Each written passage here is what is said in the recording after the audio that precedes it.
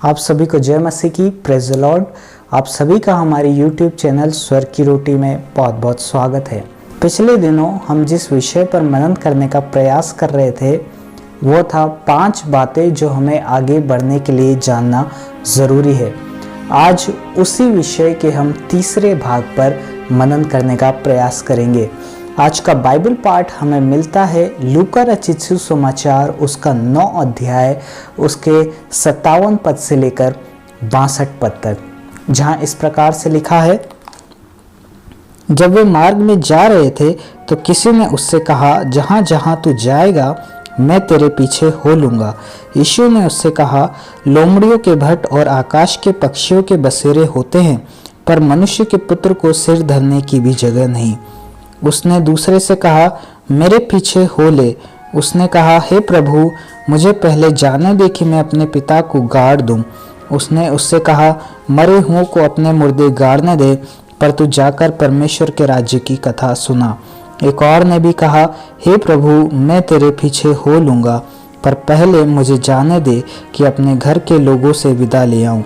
यीशु ने उससे कहा, जो कोई अपना हाथ हल पर रखकर पीछे देखता है वह परमेश्वर के राज्य के योग्य नहीं। परमेश्वर अपने वचन के पढ़े और सुने जाने पर आशीष दे। आमीन। आइए हम प्रार्थना करें। हमारे स्वर्ग में विराजमान पिता परमेश्वर, हम आपको धन्यवाद देते हैं आज के दिन के लिए। हम प्रार्थना करते हैं आज के इस मनन पर आपकी बहुतायत की आशीष देना और हमें बुद्धि और ज्ञान से परिपूर्ण करना। प्रभु यीशु मसीह के नाम में आमीन। आज के इस बाइबल पाठ में हम 3 व्यक्तियों का वर्णन पाते हैं। ये 3 व्यक्ति प्रभु यीशु मसीह के पीछे चलना चाहते थे, अपने जीवन में एक नई शुरुआत को करना चाहते थे। और इसमें से जो तीसरा व्यक्ति है वह कहता है कि हे प्रभु, मैं तेरे पीछे हो लूँगा। उसके इस वाक्य से हम इस बात का अंदाज़ा लगा सकते हैं कि उसके जीवन में एक लक्ष्य था और वो लक्ष्य था कि वो प्रभु यीशु मसीह के पीछे चलना चाहता था और उसका एक फ्यूचर प्लान भी था। वो कहता है कि मैं तेरे पीछे हो लूँगा, अर्थात वो भविष्य में यीशु मसीह के पीछे चलना चाहता था। उसका बहुत अच्छा एक लक्ष्य था, एक बहुत अच्छा फ्यूचर प्लान था, लेकिन उसकी एक शर्त भी थी और उसकी ये शर्त थी कि वो पहले पीछे जाना चाहता था।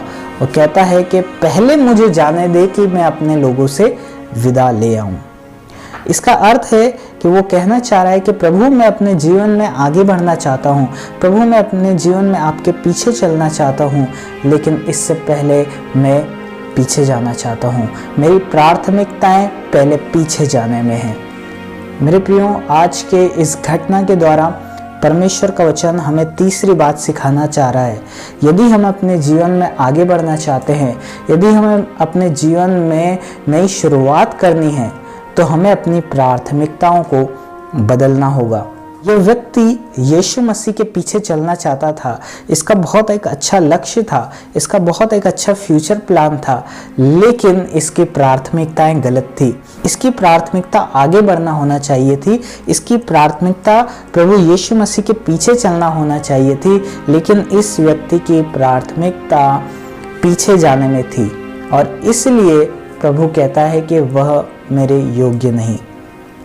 मेरे प्रियो, आज हम में से हो सकता है कि बहुत से लोग अपने जीवन में नई शुरुआत को करना चाहते हैं, प्रभु के साथ हम चलना चाहते हैं, लेकिन हम अपनी प्राथमिकताओं को नहीं बदल पा रहे होंगे। हम चाहते हैं कि हम प्रार्थना में समय बिताएं, लेकिन हम अपनी प्राथमिकता अर्थात सोने को ज़्यादा महत्व दे रहे होंगे।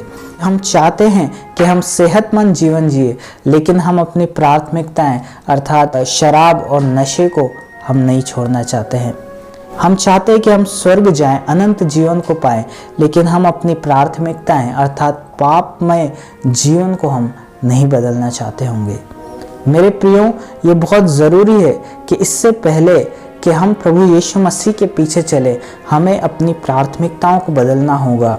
जो प्राथमिकता हमारी पहले थी, वो प्राथमिकताओं को हमें बदल कर यीशु मसीह की करना होगा।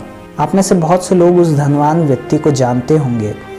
जो प्रभु यीशु मसीह के पीछे चलना चाहता था, जो अनंत जीवन को पाना चाहता था, लेकिन वो अपनी प्राथमिकता अर्थात अपने धन को नहीं छोड़ना चाहता था। और जब उसने अपनी प्राथमिकता अपने धन को नहीं छोड़ा तो वो अनंत जीवन को नहीं पा सका। हम शिमशोन के बारे में जानते हैं। शिमशोन प्रभु का दास था, एक अभिषिक्त व्यक्ति था। उसके जीवन में परमेश्वर प्रथम स्थान था।